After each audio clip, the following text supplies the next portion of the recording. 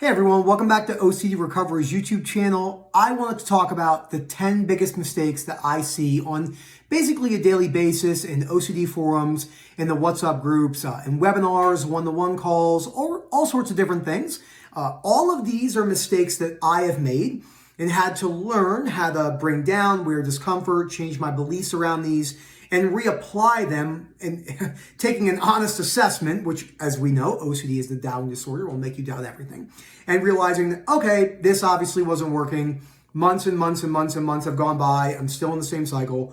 What do I have to do to change and not feel better right this instant, but potentially have a new outcome sometime in the future?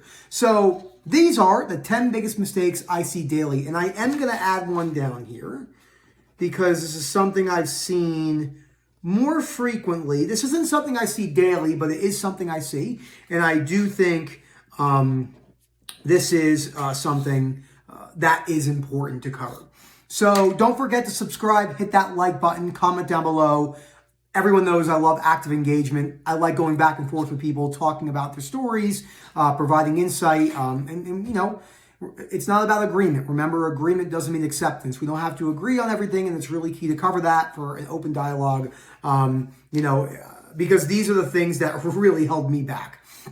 So the first one is, and you keep seeing me look down, I have my paper here, is, look at that, got the matching paper with the logo right there. Looks clean. Is jumping from groups to group or jumping to the groups or any forum when you're triggered. Now, the WhatsApp group specifically, the WhatsApp groups that we have, and the Facebook group, and any other, Instagram DMs, they're support groups in self-education to help yourself, along with the webinars and the coaching, whatever you do, to learn tools to learn how to wear discomfort and change your belief systems. They're not for every time you're triggered, jumping to the groups and talking about a new trigger, inventing. One of the most important things about OCD and anxiety recovery is wearing that discomfort like an uncomfortable coat as the journey goes along and you actually change your beliefs. So let's say that this is just not how the journey looks, but just like from start to finish, right? And there's no endpoint or anything like that. But let's just say this line is the journey. Okay, and then OCD kind of looks like this. It's the squiggly line all throughout, from like no help to, fully change belief systems. Inside of this, there is another perpendicular horizontal graph that is discomfort. So this discomfort primarily stays in many different forms and shapes and shapes and shifts many different ways throughout the journey, convincing you as easily as it can that you're going to be treatment resistant, that these new themes are real, that these new symptoms are the worst, so forth and so forth. So that understanding is key. And this is why educating yourself on how OCD operates, educating yourself on rumination, educating yourself on exposures when needed, avoidance behaviors, belief systems are so important. And then there's nothing wrong with going to the groups, which leads me into number 2, which is never reaching out for help. So someone right now, one of you, I'm pointing at you, will have heard me say jumping to the groups when you're triggered, and you're going to think, well, I'm not going to go to the groups at all. So you say never reaching out. Humans, by design, are extremely black and white. The reason, in my opinion, that humans are black and white and have overgeneralizations is because it's easy and doesn't take any analysis or forethought. I don't mean analysis as in rumination or analyzing. I mean, people think, here's another one. So this is basically human consciousness in this circle, in my opinion, in a very philosophical sense. And most people are about, let's do a color of a marker right here, or a crayon. Most people are about here, okay?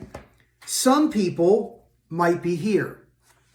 Almost nobody gets here. And this is rational thinking at its finest, breaking down societal beliefs, realizing that no one needs to respect you or think good of you, which is nice but not needed to live, and breaking down all these other black and white societal constructs that hold people down.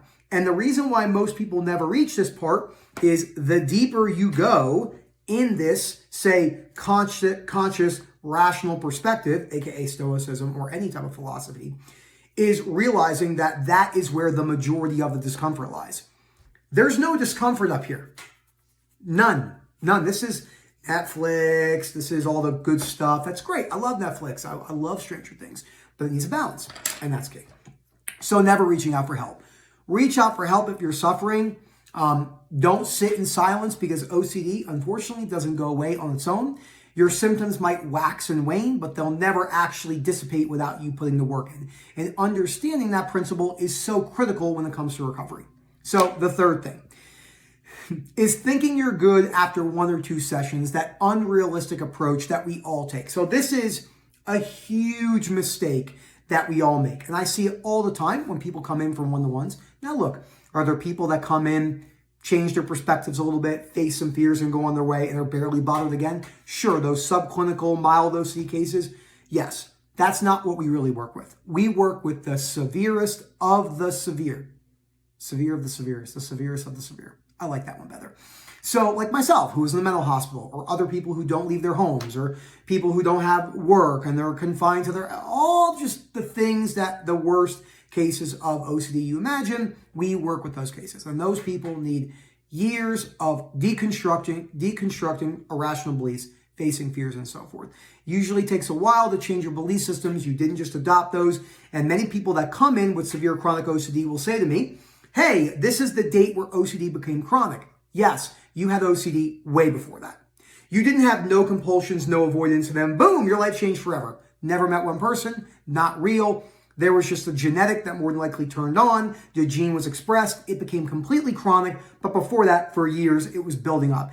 It's like a snowball that's rolling down a hill. Eventually, it gets so big that it can't be stopped, it seems, in perspective-wise. And it hits you in the face, and you're like, oh my God, chronic OCD, boom, boom, boom. Knowing that is key. Number 4, not reading the books on the reading list. How to Stubbornly Refuse, Self-Help for Your Nerves, Man's Search for Meaning. Actually, that's number 4. The Myth of Self-Esteem, Paul David's The Last of Life, Marcus Aurelius Meditations. Notice how none of those books have OCD in the title. The books that have OCD in the title are great, can help with distancing yourself from discomfort, but overall we usually need to go much deeper in order to actually change those belief systems, which many books don't do. If you're looking for those books, you can find them on OCDrecovery.com underneath the resource tab.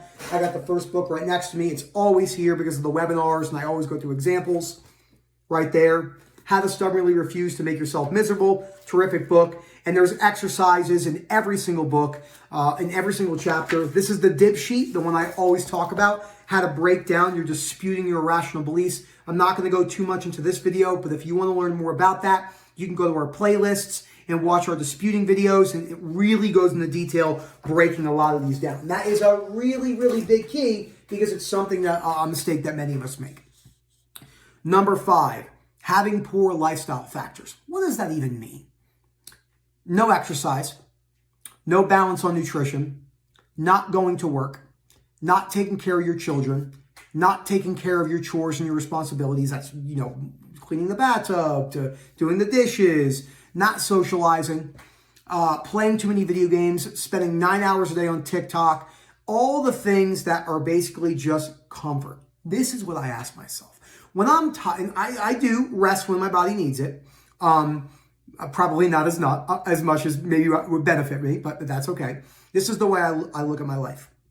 When I'm tired, this is a great example. I went to the pool today, hung out with one of my good buddies, Matt. My wife was there at the pool for 3 hours in the sun, had some burgers, and I got home almost a little tired. My wife and I had to clean out the garage. We were cutting down boxes, and then I had to do a couple other things and then make this video, and I was a little tired. And I said, no. Go and do what you have to do. Because I love the quote that I heard from a great CrossFit athlete, retired Navy SEAL, Jeff Bridges, not the actor.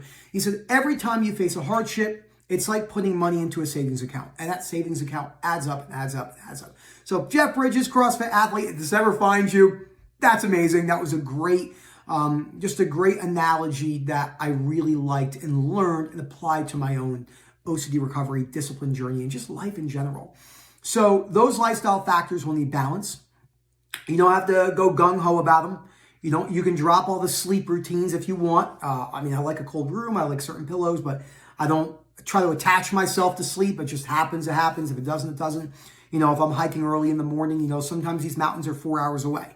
You got to get there before the storms come in and the lightning strikes you and you die. So you have to leave really early, sometimes 2 in the morning. So, and the sleep isn't the best. I'm not doing that every day, but I'm saying that, you know, exercising, reading, putting the work in, lifestyle factors, habits, discipline, and that doesn't always mean you're feeling good. And this is what I see that people do wrong all the time. Like I said, all of these I've done wrong thousands of times, so many times. I'll actually go back to number 4, not reading the books, reading all the books in 3 weeks. I did that as well. So if you're type A personality type, don't do that as well. Number 6, not giving up small compulsions and avoidance behaviors. The smallest compulsions and the smallest avoidance behaviors will become the largest compulsions and the largest avoidance behaviors if you allow them to. It's like your OCD is not stupid. You can't fool it by saying, ooh, I took the big ones out, but I'm going to leave the little ones.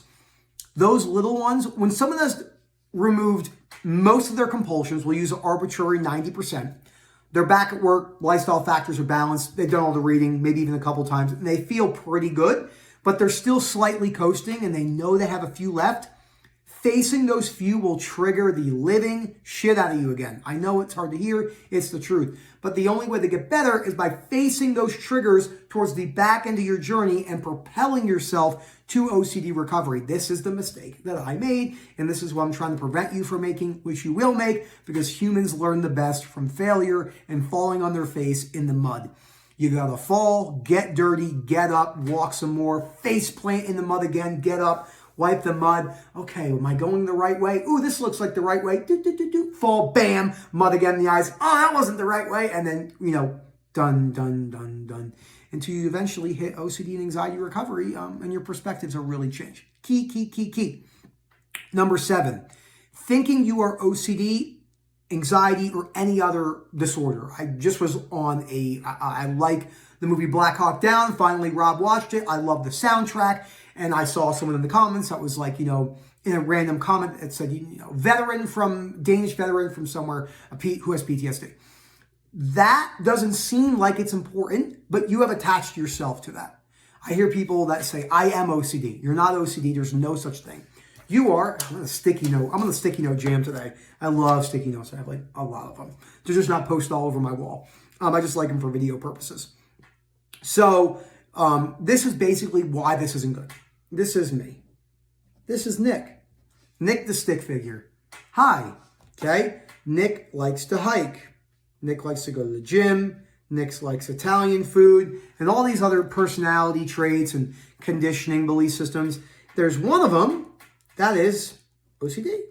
Nick has OCD. That's a personality trait, more than likely genetic.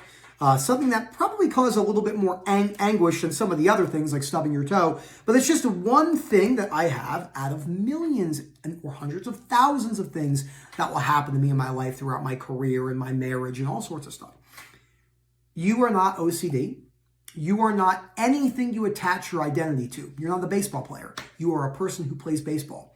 You are not happy. You are a person who is experiencing a feeling of happiness right now. And people say to me, there's no difference. But there is. Because when you attach yourself to something, such as a past trauma or some other disorder, it is very difficult to move past it when you think that you don't have control over it, and or if you lose that thing, that your entire identity will crash.